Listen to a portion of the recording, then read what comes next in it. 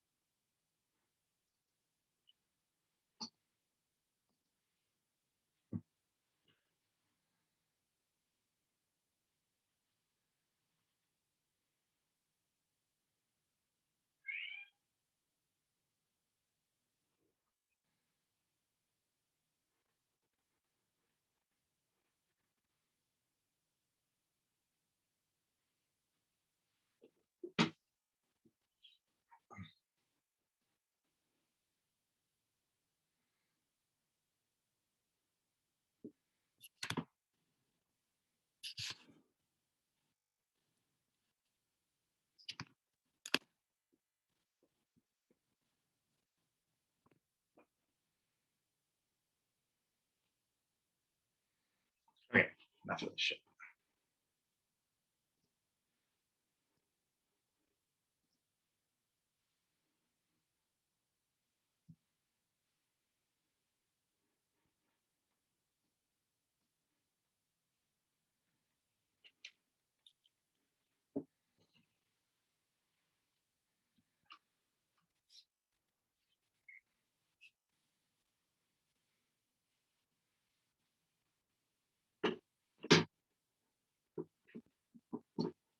Vaccine today.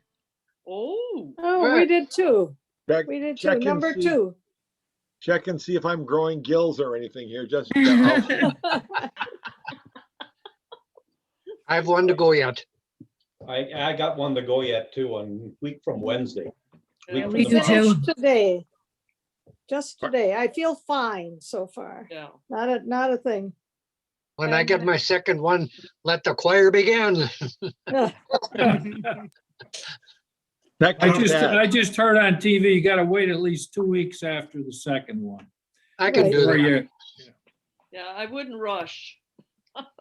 Wow, we're and being then, told. and then you're supposed to only hang around with people who have also had their Correct. second one. Right. Well, we're being told at school too that even once we get the vaccine, if a kid, if I'm in close contact with somebody, I still have to quarantine for 2 weeks. So Yes. that's still going to be happening, Oh. So we'll see. It'll be interesting. Well, you're a lively bunch tonight, I tell you. Corey, Yeah. Corey, when does it Where's go Mary Ellen? back? I'm gonna call Mary Ellen because she was planning to come. Yeah. Yeah, she Well, usually Corey, comes in a couple minutes after. Yeah, go ahead, Pam. Yeah. Is it, are you back to everybody already, or is that coming up like next week or what? No, they When is started it? yesterday with everybody. Yesterday. Yeah. Okay. I go back next week, so Yeah. I let them figure it all out by the time I get back, or they'll all be quarantined, one of the two. Yeah, there you go. Today, my life is much more exciting because Lakeshore is in full bloom and the Ah, high school, and I live Sure. right across from Lakeshore. Lots for- of things to watch. Except at 3:30, right? I don't know. I try to get out of my house. Yeah, I was gonna say, you don't be around your place at 3:30. I have to go and walk with Charlotte and Pepper before Yeah. Lakeshore is dismissed. Mary Ellen Yeah. is coming. Yeah, she just came on. Yep, Oh, I just let her on. So we're good. All right, everybody. Well, welcome back. It's so great to see all of you and hear you. And I'm just going to turn this up here. So tonight, if you were on last week, I've always wanted to do this, and this would be a great like choral methods class in college for potential or future choral music educators. But it's looking a little bit at the same text of music and how different composers set their music to it. So as I was digging into this, this is a little bit of a snapshot of a day in the life of a choral director. For instance, if I am at the point when I'm planning a concert where I know I want a very specific text, and we're going to look at 5 different ones tonight, so 10 songs, and if we got time, we'll go to a couple more. And let's say I know I want a certain text for sure, whatever that text may be. First thing I do is I go to my music files, and I have about right around 2,000 songs in my personal files, and I've got it all sorted by sacred, secular, Christmas, by voicing, all that stuff. And I can sort my file on the computer by song title. So that's what I did when I came to this night. And I was like, okay, what are all the songs that I have where I have multiple versions of the same text or pretty darn close to the same text? And then I started looking at all those different things. And what was interesting was I tried not to pick songs like Amazing Grace that have a very distinguished melody and people are just arranging that melody differently. We could go down that route and try that some year or some night, but I wanted to find texts that don't have a melody that composers have set their music to. So I did a couple oldies and I did some newbies, try to expose you to some newer composers. Now the way this is going to work tonight, hopefully in the perfect world, is once we listen to the 2 songs, I'll give a short little introduction. Hopefully we can talk a little bit about it. Hopefully you guys are willing to share some things. If all we do is listen to the songs and say, okay, next, we learn stuff, but the whole point of this is kind of talk a little bit about what you're hearing. I know this is not ideal when you can't have a piece of music, right in front of you like I have, and you can kind of look at this one and look at this one at the same time. I know that's hard when I'm just scrolling the stuff quickly. If it gets too hard to follow the music, don't follow the music, just listen. But what I want you to look for is listen for how composers set different things of the music in their setting. Look at not only instrumentation, is it a cappella? Does it have a piano? Does it have an orchestra part? Look at, tempi. Are there similarities? What things did they kind of do the same? What things did they do different? I'm not going to tell you which ones of these are my favorite. I think Pam Lane might know just because she knows me and knows my programming a little bit with all the recordings that Paul has done. So she might know which one of these 2 usually is my favorite. Some of them I don't have a favorite. And so that's what I thought is let's just try this and let's just see what happens. So without any further ado, we're going to start, and I'm going to try to kind of jump back and forth between several different screens. So just bear with me. All right. So the first thing we need to do is this, but we want to do this. Okay, you're going to want to make sure that your mics are all muted. If they're not muted, please make sure you are muted. Just because you may start singing along or humming along, or if the doorbell rings or somebody in your house talks.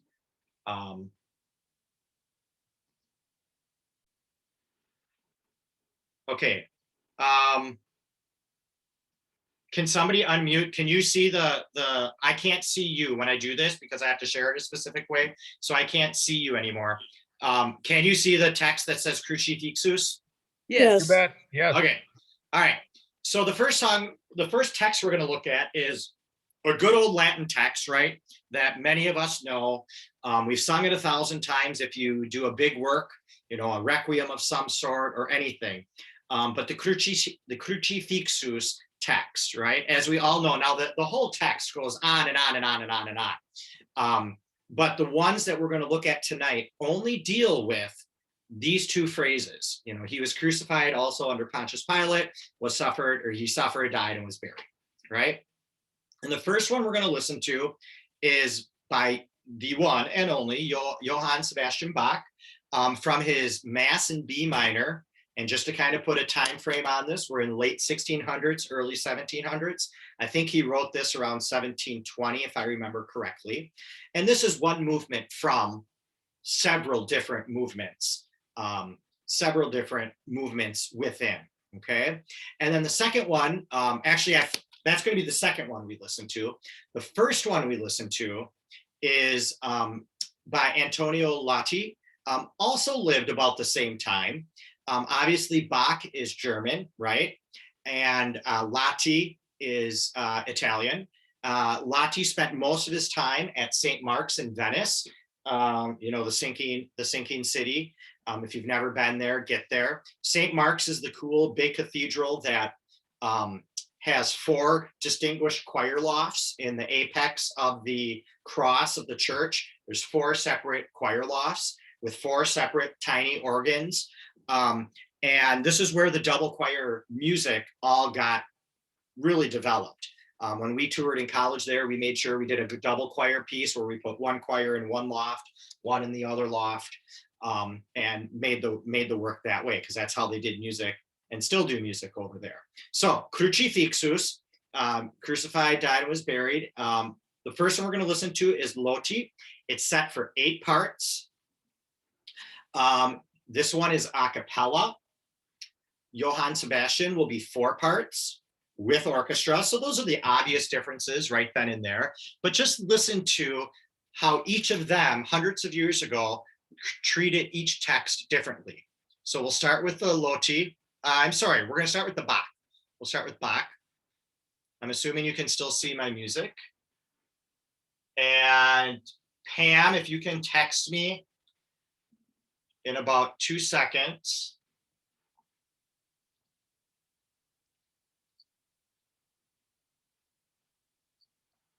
Okay, Pam, I'm going to start the music right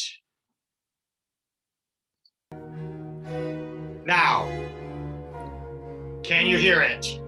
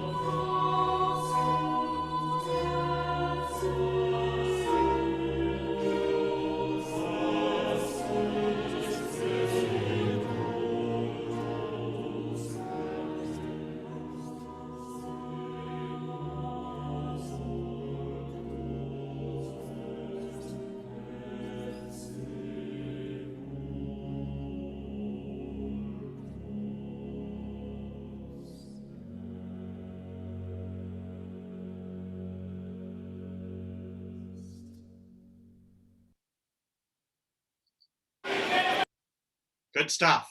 I'm assuming you could hear me, right? Can somebody let me know? Unmute themselves. Yes. Good. Yeah. If your volume is too loud, make sure you can just soften or make it louder on your end. I have my volume all the way up. What a great way to start. Little Bach.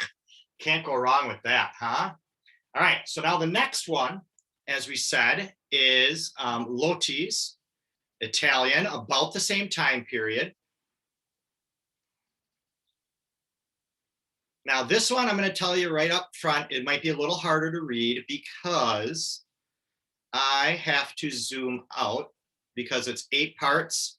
And if you want to see all 8 parts, that's as close as I'm going to be able to get it, everybody. So I hope, yeah, that's as close as I can get it. So I hope that will be okay. If not, too bad, so sad.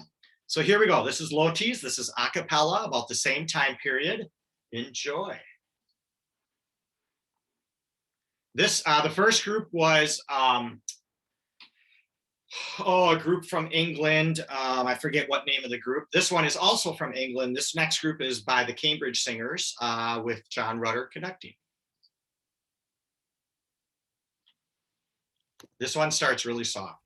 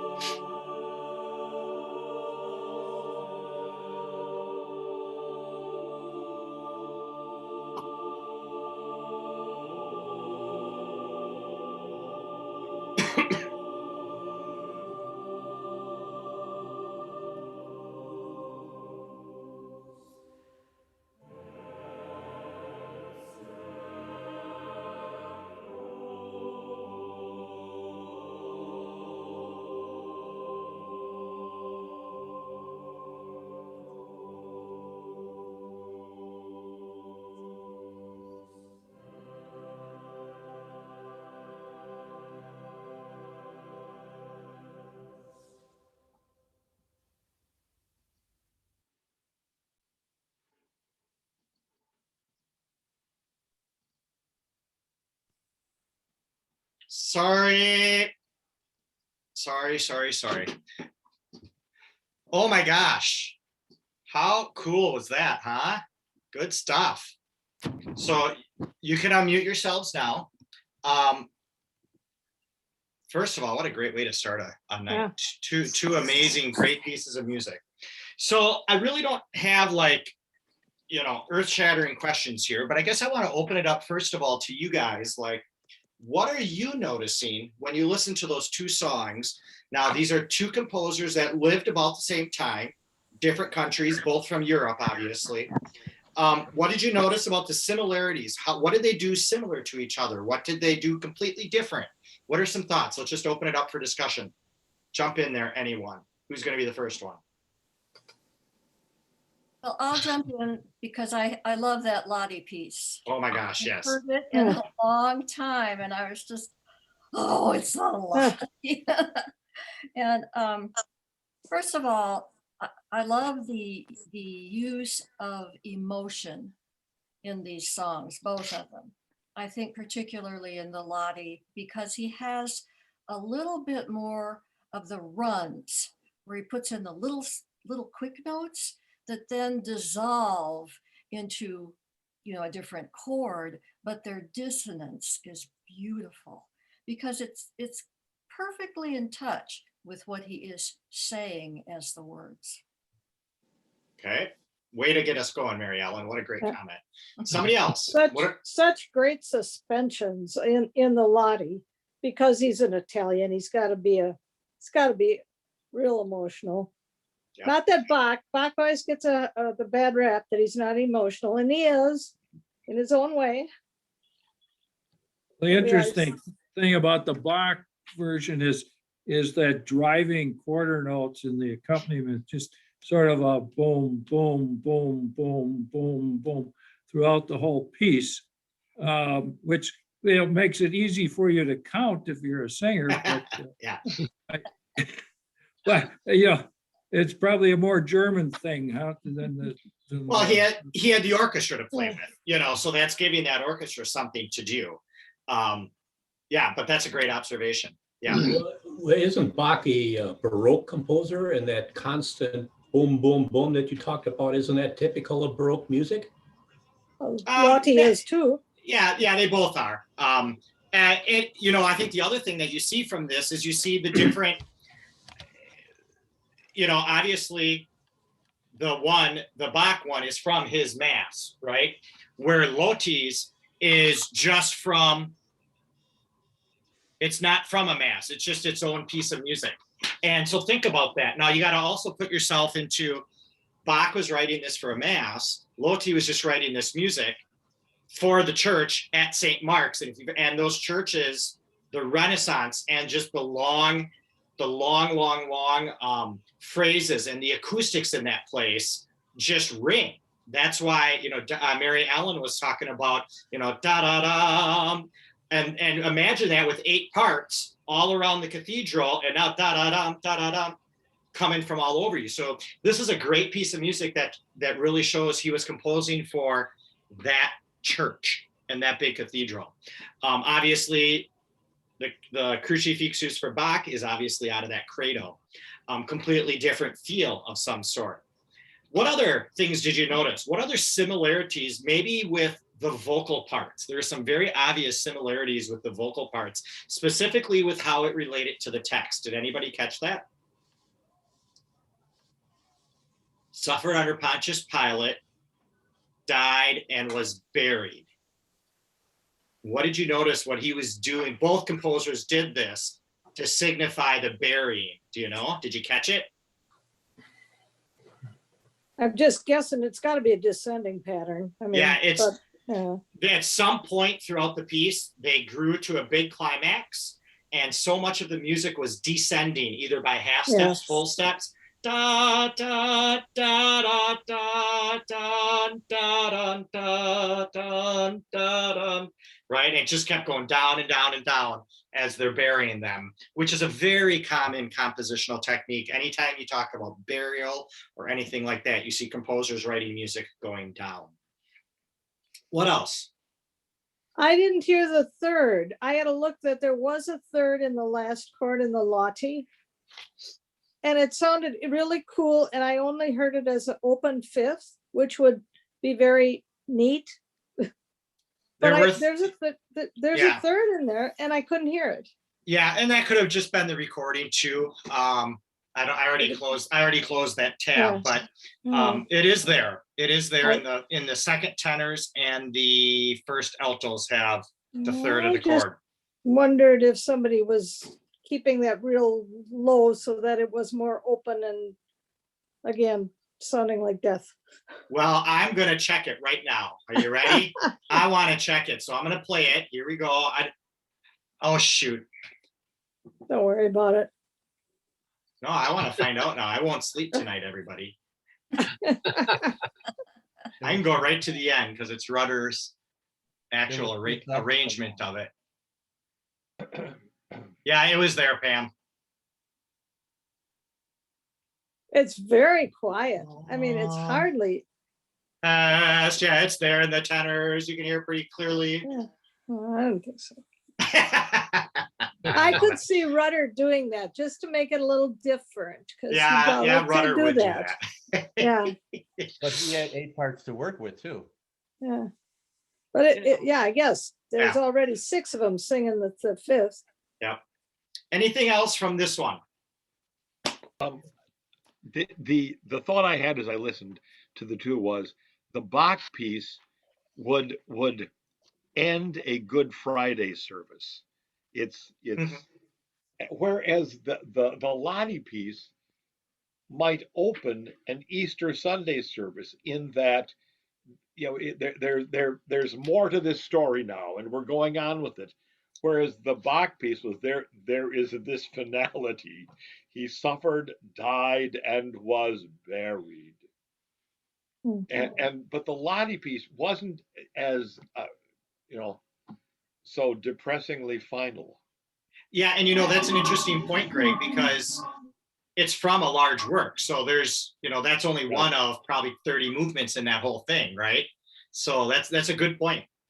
A standalone piece by itself, it's probably not fair to even put Bach in that comparison to Lottie, just because it wasn't a standalone piece. It was not meant to be a standalone piece.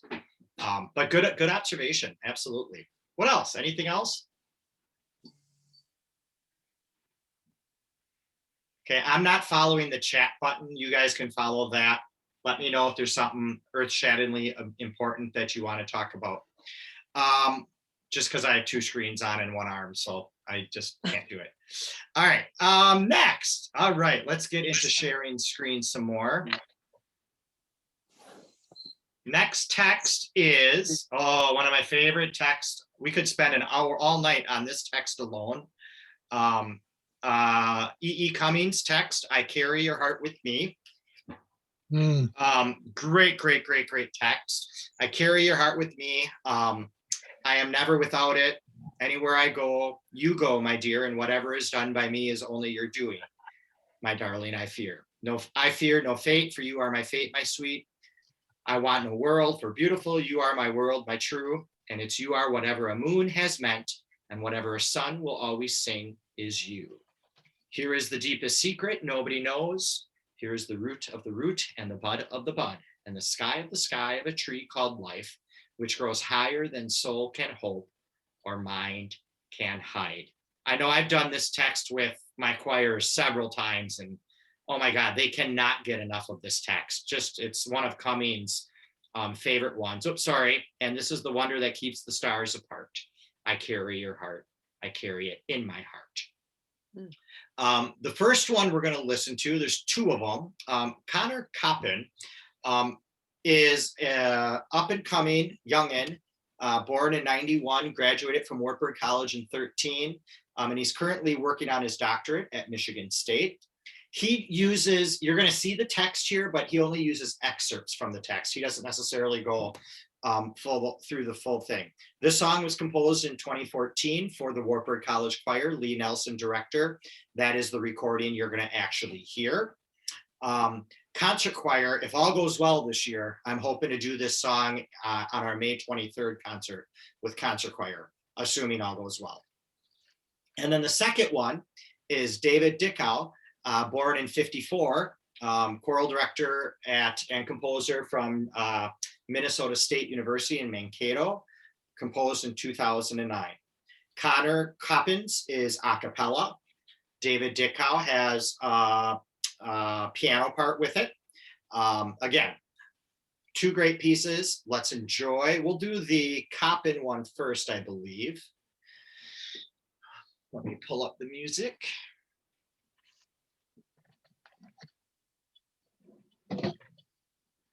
Again, if you're not muted, you will want to mute. All right.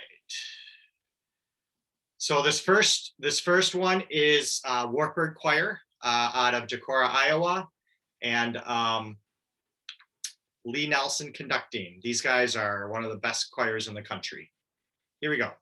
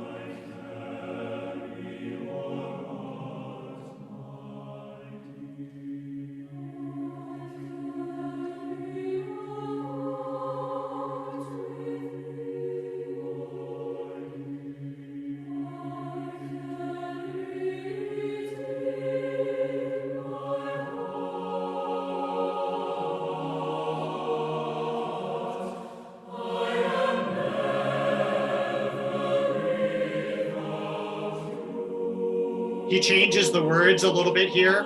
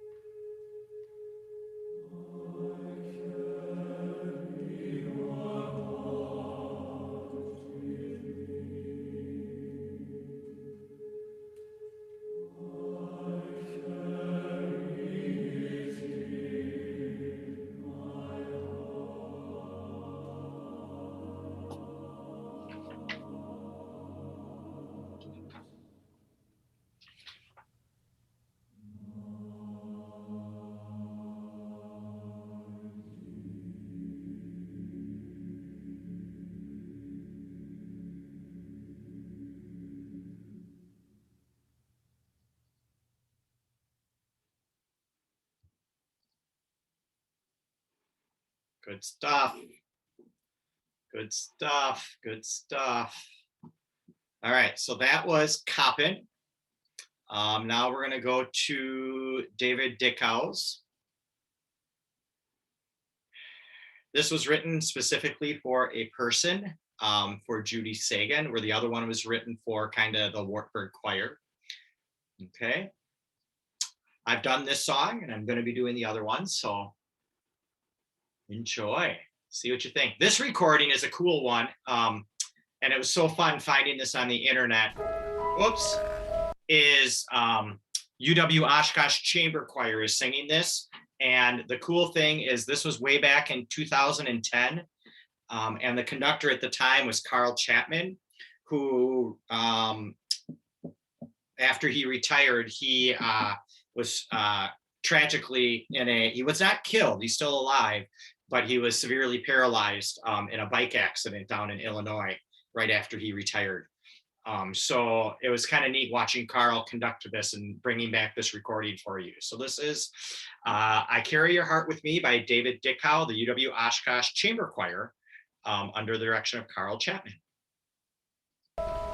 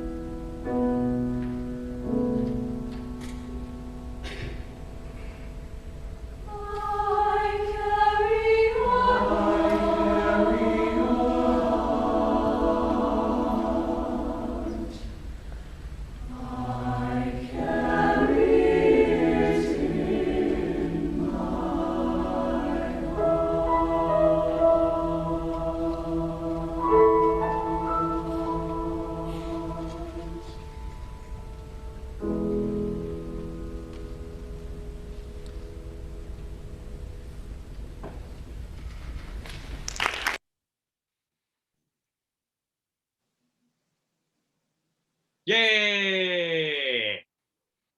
Great text. Great text. Both of those. I mean, well, Yeah. they're the same text. And graduation time of the year, spring concert time of the year. It's a great text to pull out for high school seniors. They just are like, oh my God, I'm gonna die. And they all start bawling and you win them over. It's great.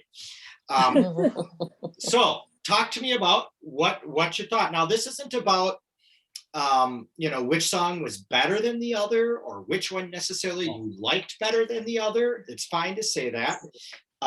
We're more looking at it from a compositional standpoint. What did you notice differently? What did you notice the same? How did they handle the heart? What was the heart in each piece, or the symbolism of the heart in each piece? I think that's a great question to talk about. So let me open it up to you. What do you guys think? Comments? Who wants to get the ball rolling this time? Go ahead, Steve. The second one seemed to have a lot of triples over 2 beats, and it's like it took away the natural flow and the rhythm of the music, and it looked like it was really difficult. You're going on quarter notes, and all of a sudden you get this triple over 2, and it looked like it was really very difficult to get that rhythm in there. That polyrhythm. Yep. That is one of the challenges of this piece. Yep. It looked like it's very challenging. I was trying to follow along. I said, and then I get that triple. I said, okay, now I got to try to break this apart. It was really hard to get back to that rhythm, then go back to quarter notes. Yeah. Now, I found it exactly different. If I were singing that, it would be the second one I would sing because of those triplets, because that's where the feeling comes. Da, da, da, da, da, da, it just gives it more heart. And actually, they both had triplets in them. I mean, the Deja more of that rhythm repeating itself, but the Coppin one, I was just Yeah. looking back through that, Pam. yeah, Whenever he does the Coppin, not at the beginning, it's very, I carry your heart yes, with me.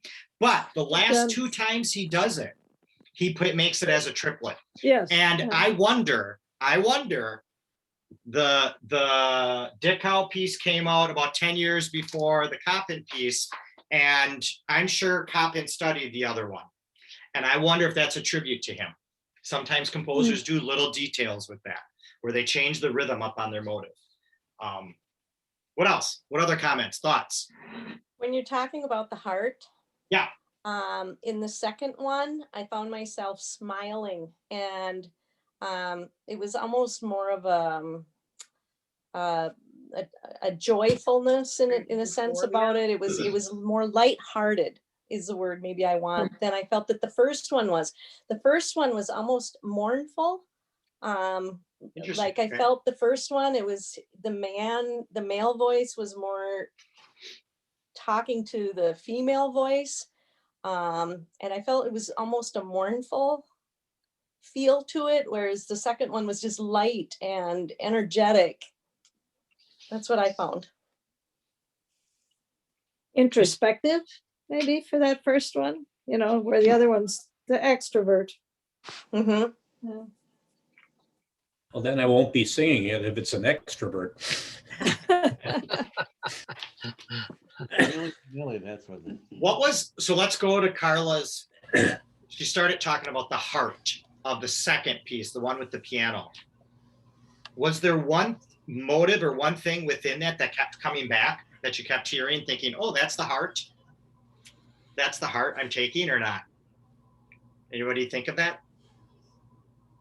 It's hard to do when you don't see it again. I gotta see, Yeah, I agree with you. To me, it's that piano part, that interlude, that 4 measures of da, ba, ba, bum, that kept coming back. That's the part I'm always going to remember from you.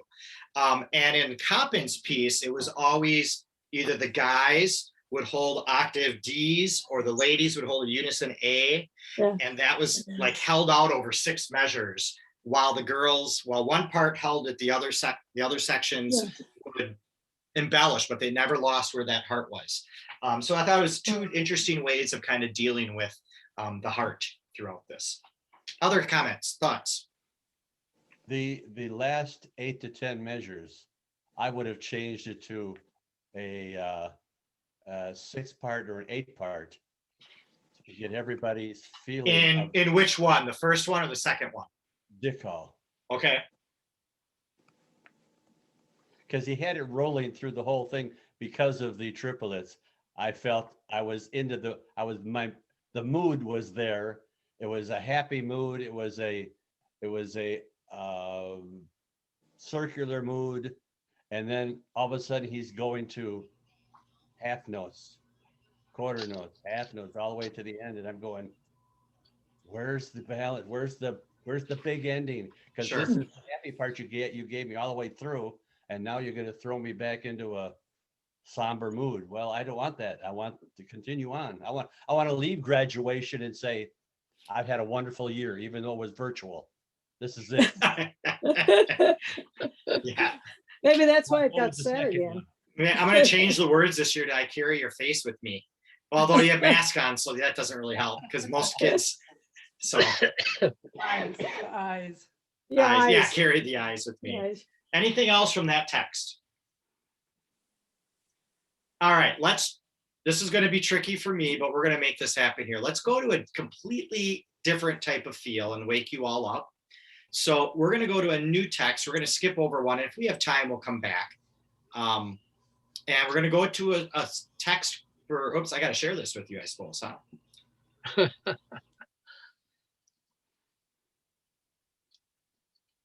Okay, so the next one it's called Jubilant Song. Now, what's tricky about this one is a lot of the text is the same, but there are some spots where they kind of go off a little bit on their own. And you're going to see two different versions of this. The text is taking from a bigger poetic work, A Song for Joys by Walt Whitman. You're going to see this first text, "Oh, to make the most jubilant song." Okay, so Norm, you're wanting your big ending. You're going to get two big endings here. You're not going to hear a lot of these next two lines, but you will hear raindrops at one point. You'll hear this line, this text right here. So if I'm a composer looking at this whole thing, I'm like, okay, I can set music to this first line. These next two lines, maybe not so much, but dropping of raindrops, what would that sound like? But this is the text right here. "Oh, the joy of my spirit is uncaged. It darts like lightning." That's a phrase you're going to see in both of these. So what both of these composers did is they grabbed little snippets from the whole Song of Joys by Walt Whitman. And they both obviously deal with jubilant song. The first one is just a virtuosic piano part by Norman Dello, lived from 1913 to 2008. American. Both of these are Americans. Dello lived in New York and composed in New York most of his life. Won a Pulitzer Prize for some of his compositions. This song was written in 1946. It is a very challenging piece. I have it in my files, and this is nothing against Pat and nothing against Nancy, but this is the type of piece where you need like Dan, help me out here. Who is the person that used to be the accompanist for Al? Dan Smith. Smith, thank you. I couldn't think of the last name. Dan Smith. This is a very virtuosic piano part, and it flies. It flies, and goes very, very fast. A lot of college groups do this song. They challenge their piano majors. And then the second one is by Renee Clausen, also called a Jubilant Song. Clausen, again, is American, 1953 born. He retired last spring from Concordia University in Moorhead, Minnesota. And this song was composed in 93. So it's about 60 years later than the other one.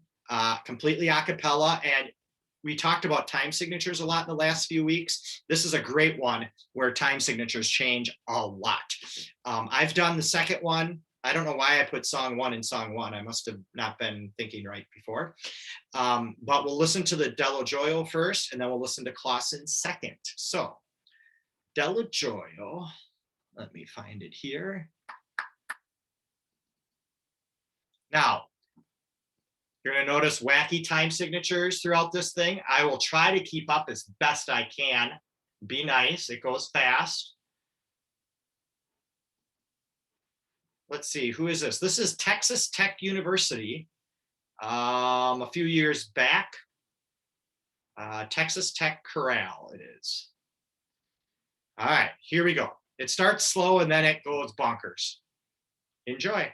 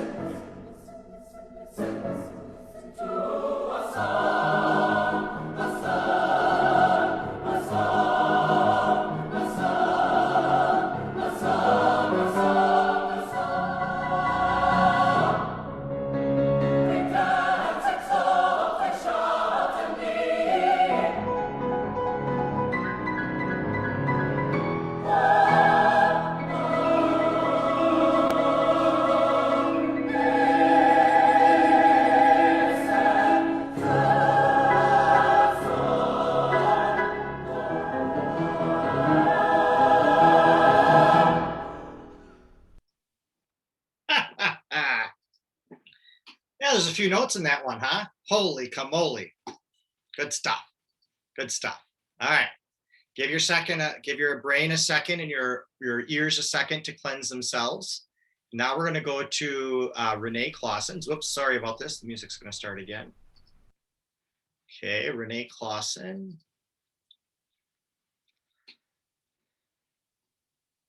Again, this one's a cappella. Watch for all the time signature changes, although there were a lot of time signature changes in that last one too, was there not? All right, this is another Texas group. Texas something, something, something, something. Texas area something college. Huh. Here we go. Renee Clausen.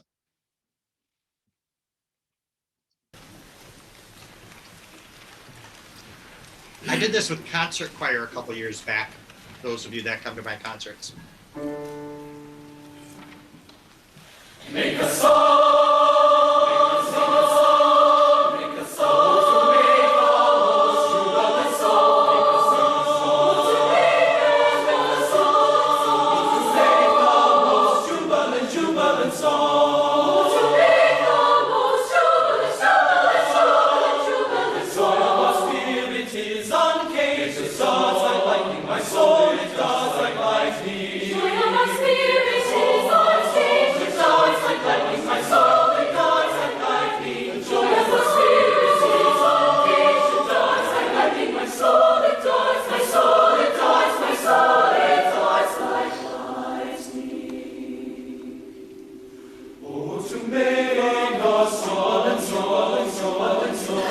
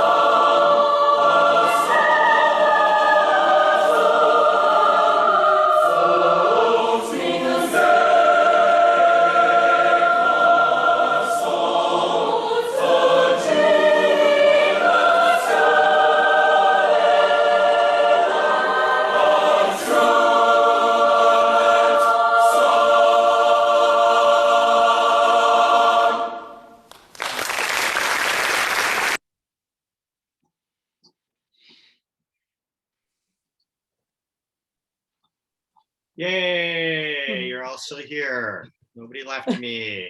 All right, my hand needs a break after those two pieces because there's like every 2 measures I was scrolling. So 2 completely different pieces. Obviously the piano made a big difference in the first piece, did it not?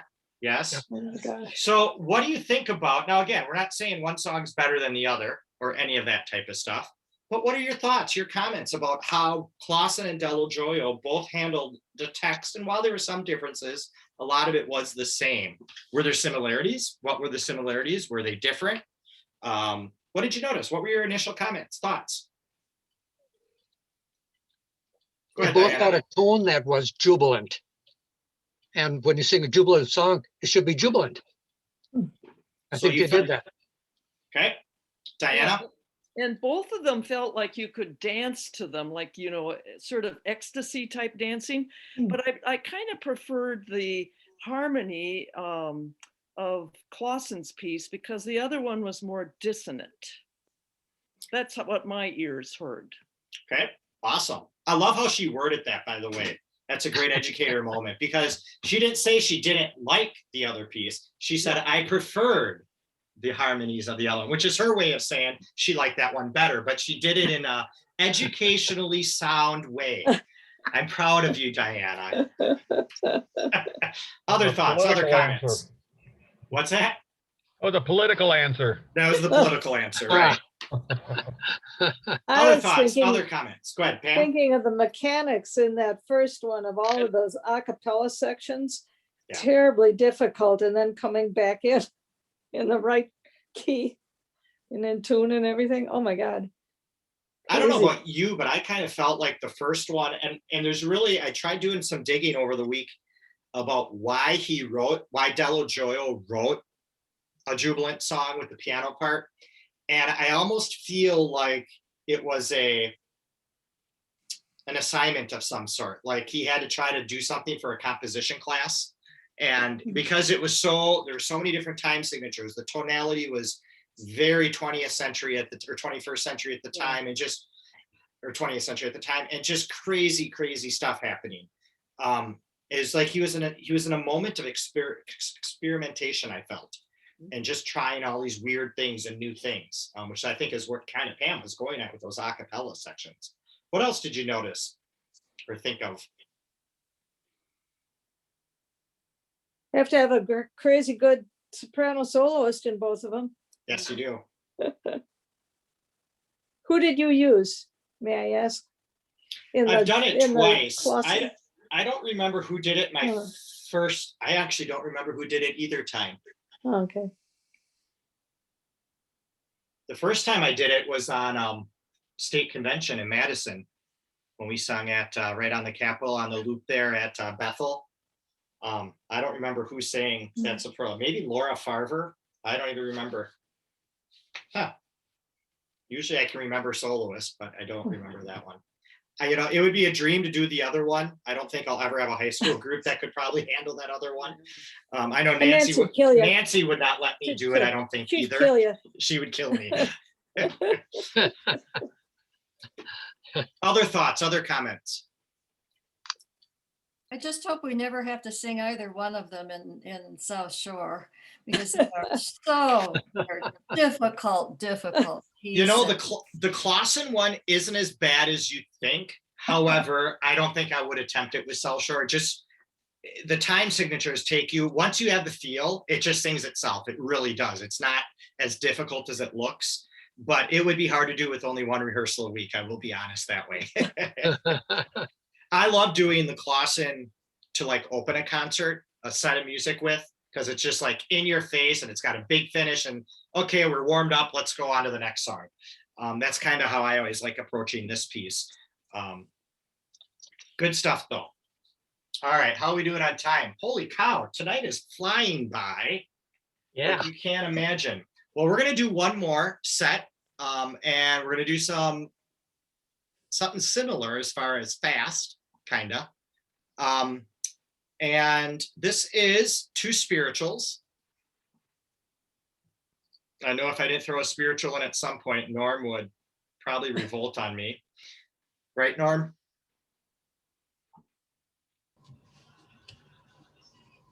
He's quiet. Oh my gosh. All right. So this text is, my soul's been anchored in the Lord.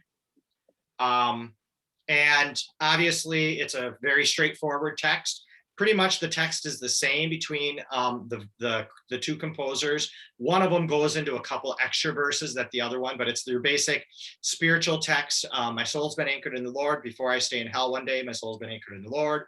I'd sing and pray myself away. My soul's been anchored in the Lord. Going to shout and pray and never stop. My soul's been anchored in the Lord until I reach the mountaintop. All right.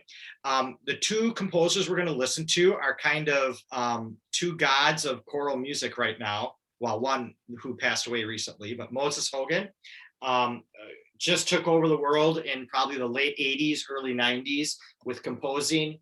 And unfortunately, in 2003, died at a very young age of 45 from a brain tumor.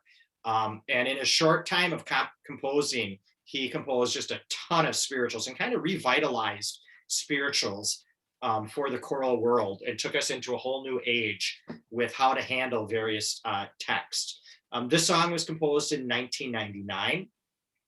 I think we did this on one of the tours. I forget which one. I think it was, or maybe I did it with concert choir. I don't remember. And then the second one is by Stacy Gibbs, who's still living. I could not find a birth date, but I'd say he's probably in his 50s, 60s right now. Highly sought after composer. I believe he's out in New York, and I forget what college he's at, but he is really known for his new energy into familiar works, and really both Moses and Stacy really go after just embracing the spiritual, especially in today's world with Black history and whether or not we should be teaching it and whether or not it's cultural appropriation or not. Both of these were educators in helping shape the choral world on whether or not and how we approach this type of music with our choirs, that we should be teaching it and talking about it. It is a part of all of our histories, not just Black history.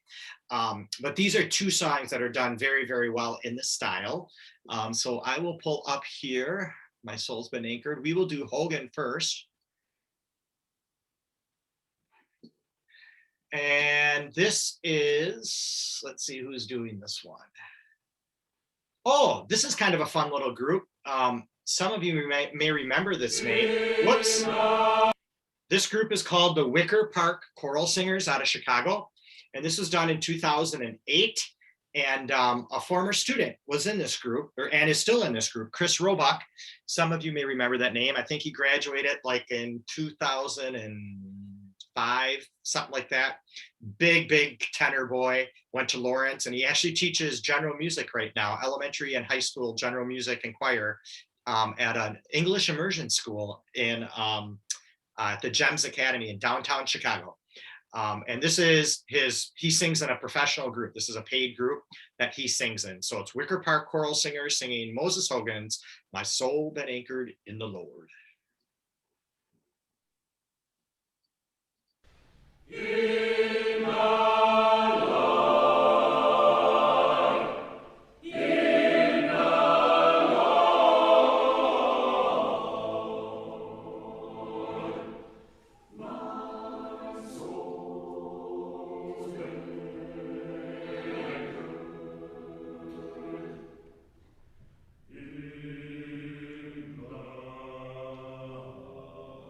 My soul's been anchored in the Lord. My soul's been anchored.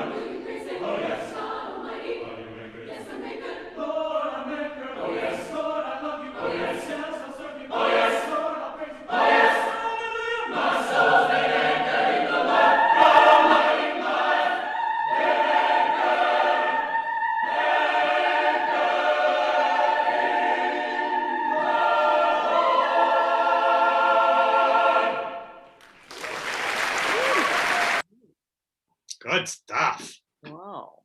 Can't go wrong with Moses Hogan. He just really took spirituals in the 90s to a whole different level. Whole different level. Hang on. Sorry. All right. Now we'll pull up Stacy Gibbs.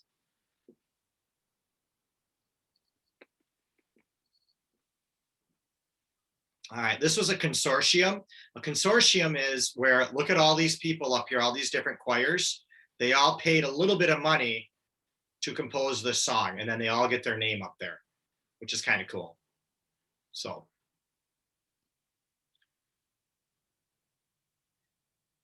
All right, this is, who is this? This is a group, this is Georgia State University, Dr. Deanna Joseph as their conductor back in 2017. Here we go. In the Lord, my soul's been anchored in the Lord. Yes, in the Lord, my soul's been anchored, yes, my soul's been anchored in the Lord, my good Lord. In the Lord, my soul's been anchored in the Lord. Yes, in the Lord, my soul's been anchored, yes, my soul's been anchored in the Lord. If I stay in the heavens, my soul's been anchored in the Lord. I see and pray myself, my soul's been anchored in the Lord. In the Lord, my soul's been anchored in the Lord. Yes, in the Lord, my soul's been anchored, yes, my soul's been anchored in the Lord, my good Lord. Gonna shout and raise, I shout and never stop, my soul's been anchored in the Lord. Until I reach the mountain top, I said my soul's been anchored in the Lord. My soul's been anchored in the Lord. Yes, in the Lord, my soul's been anchored, yes, my soul's been anchored in the Lord, my good Lord. My hope is built on nothing less than my Jesus' blood, His blood and righteousness. Oh Lord, I cannot trust God's sweetest name, blood and holy.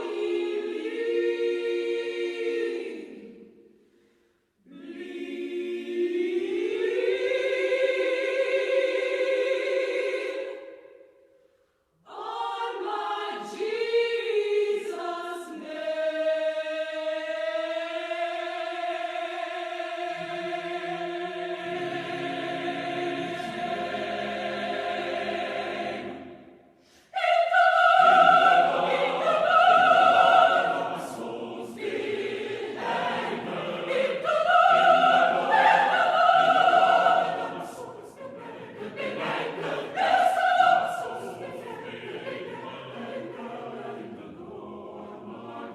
Don't you know that Job, Lucas, he was anchored, Ruth, she was anchored in my Jesus, Saul was anchored, Abraham was anchored, Jonah was anchored, they were anchored, Abednego, Cyrus, Mary, Jeremiah, Sarah, Obadiah.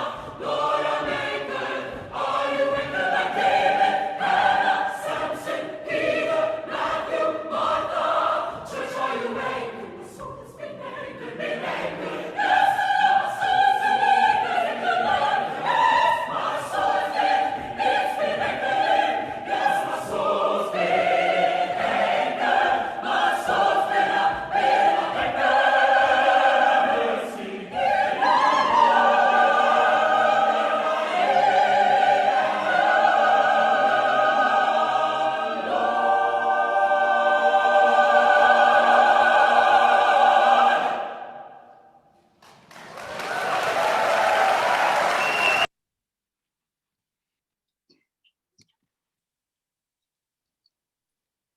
You know what just ticks me off about Stacy Gibbs? God, it just ticks me off. I get about 3/4 of the way through all of his songs, and I'm like, I'm doing this song next year. I'm doing it. And then the last third of the song is like, oh crap, there's no way in the world we can do it. It's like the first 2/3, you're like, we can do this. This will be a great challenge. And then he just kicks into like overdrive, and every one of his songs are that way. Every I was flipping one of say them. the same thing. The music librarian should rip the last 2 pages off the I sheet. and love look at it. I love his music. I love it. So many convention performances with college choirs doing it. And I'm like, oh, I want to do one of his pieces, but I just can't find one that's accessible for high school. Completely different styles, wasn't it? And not styles necessarily, but just 2 completely different just feelings walking away from that. Initial thoughts, I guess, what inspired you? What was different one way or the other? Or what did you think after hearing those? Besides being accessible, Stacy kept the sopranos anchored until the last 2-3 pages. It just had a much more feel of, the tone painting of anchored. And then he went nuts. Yeah. What else?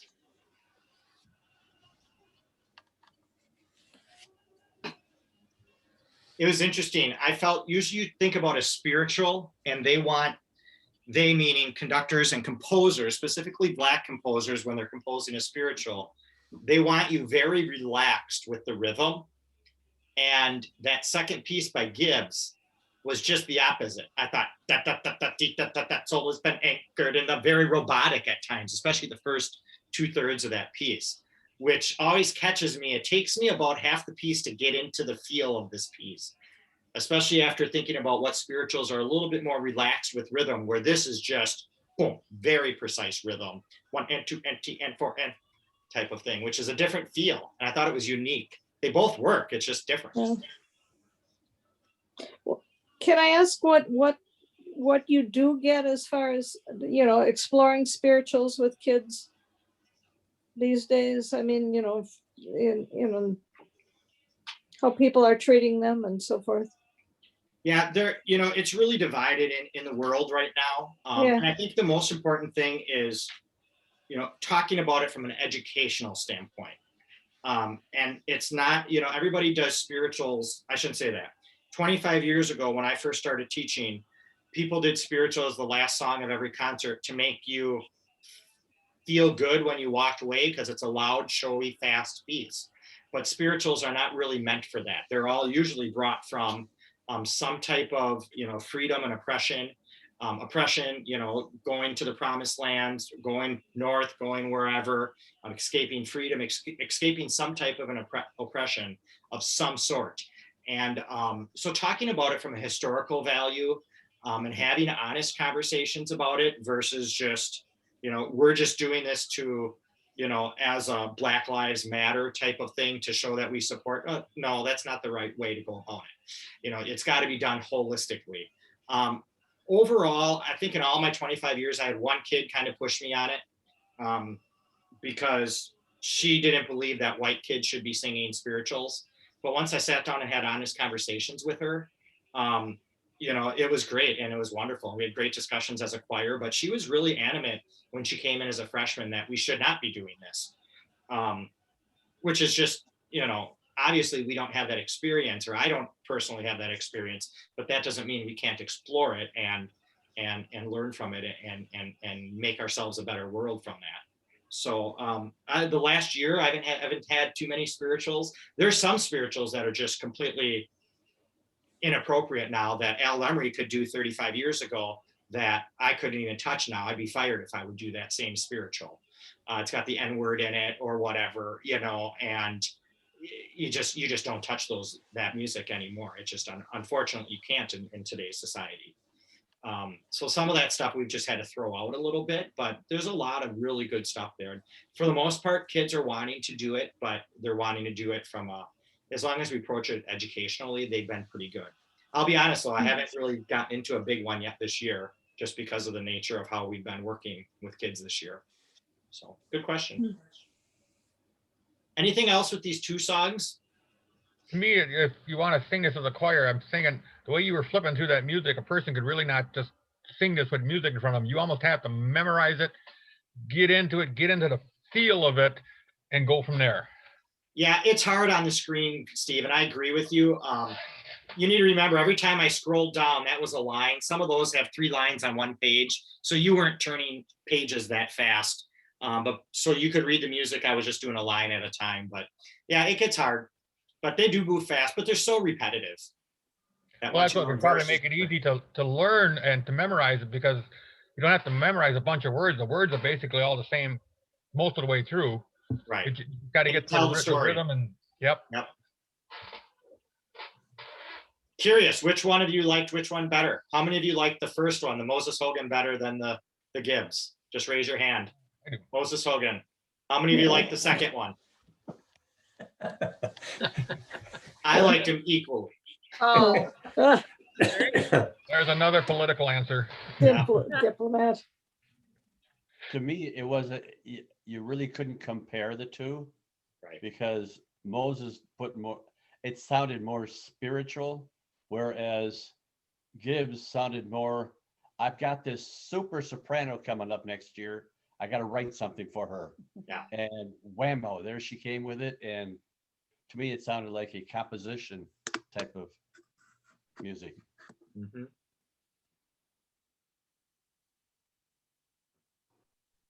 So anyways, I don't know if you got anything out of tonight, but it was a lot of fun going through. I did have one more set of music, but we're well over our time already, that we can always come back to this in another way. I think it's fun looking at these types of things. It was kind of interesting to think about it, kind of explaining to you how I go about picking music once in a while, because I think that's a whole nother animal of things that we could talk about and explore a little bit. But my goal tonight was to kind of show you some different things that maybe you don't know. I know that first set with the Crucifixus, you maybe knew those, but after that, I'm hoping you didn't know a lot of the music. So hopefully you found something new tonight. Hopefully it passed the time a little bit and listened to some good music. Just a friendly reminder, I'll send this out probably tomorrow. In 2 or 3 weeks, we're doing that other music theory night, and send in your topics if you want one. We have a couple topics already sent in, but we're looking for more. I don't want to have to structure that night as far as necessarily planning topics. I want it to come from you guys. So you come up with something. And then next week, I am super excited, and I hope you are too, for Brent Erstad. We're going to meet actually on Zoom on Thursday to kind of do a trial run, but he is so excited to play organ for us and talk a little bit. And so really, I want to see if we can get like 100, 200 people on Zoom next week. Please pass the email and go on Facebook, go to the South Shore Chorale Facebook page. You'll see a little event I created, and share it on your Facebook pages. Get it out there. Anybody can join this one next week. Anybody can join any of these, but especially next week with Brent, we want to make sure we give him a nice, strong audience to perform in front of. So if there's nothing else, you guys can stay on and chit chat. Otherwise, thank you for all you do. I love you all. And after next week, we're already halfway through our semester together. Holy cow. Well, hey, well, thank you. You do really, really well with the left hand flipping pages that fast. It's getting better. I just scroll. I can now I got the cast off today, thank God. So I can now at least type with my other hand. I can't do too much else with it for 4 to 5 more weeks. So, but thank you. Thank you so much for all your thoughts and prayers for me and Ryan. We really appreciate it. So. And he's doing well?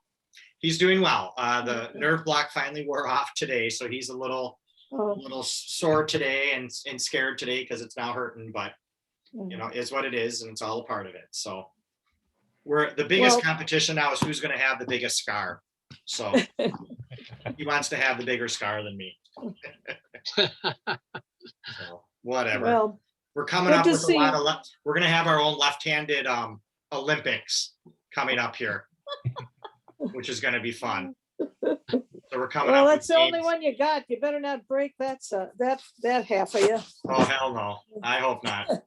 I hope not. So cool. Well, Libby, you look like you're all snuggled in for the night. You got your blanket on. Look at you. I have a blanket too. This room's cold. Yeah. Well, Thanks, thanks, everybody. Yep. Yep, thank you. Yeah, Thank you, thank Corey. Good guys. to see everybody. Yeah. Yep, Take her Lori, easy, we'll see guys. you next week. Take Bye, care. everyone. See ya.